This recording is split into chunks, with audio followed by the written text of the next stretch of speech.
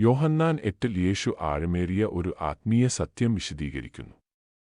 അവൻ ജനങ്ങളോട് പറയുന്നു, നിങ്ങൾ താഴെ നിന്നുള്ളവർ, ഞാൻ മുകളിൽ നിന്നുള്ളവൻ. നിങ്ങൾ ഈ ലോകത്തിൻ്റേതാണ്, ഞാൻ ഈ ലോകത്തിൻ്റേതല്ല. ഈ വാക്കുകളിലൂടെ തന്റെ ഉദ്ഭവവും ദൗത്യവും ദൈവികമാണെന്ന് യേശു വ്യക്തമാക്കുന്നു.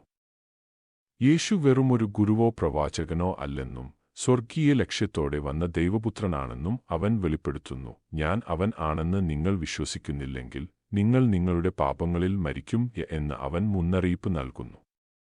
യേശുവിൽ വിശ്വാസമില്ലാതെ പാപം ആളുകളെ ദൈവത്തിൽ നിന്ന് വേർപെടുത്തുന്നു. ഇത് ആത്മീയ മരണത്തിലേക്ക് നയിക്കുന്നു. എന്നാൽ അവനിൽ വിശ്വസിക്കുന്നതിലൂടെ പാപമോചനവും നിത്യജീവനും ദൈവവുമായുള്ള അനുരഞ്ജനവുമുണ്ട്. രക്ഷപ്രത്യാശയും ജീവനും നൽകാൻ മുകളിൽ നിന്ന് വന്ന ക്രിസ്തുവിൽ മാത്രമാണെന്ന് കാണിക്കുന്നു. ഈ ഭാഗം ഒരു മുന്നറിയിപ്പും ക്ഷണവുമാണ്. ക്രിസ്തുവിനെ തള്ളിക്കളയുന്നതിന്റെ അപകടത്തെക്കുറിച്ച് ഇത് മുന്നറിയിപ്പ് നൽകുന്നു. എന്നാൽ എല്ലാവരെയും അവനിൽ രക്ഷകനായി വിശ്വസിക്കാൻ ഇത് ക്ഷണിക്കുന്നു.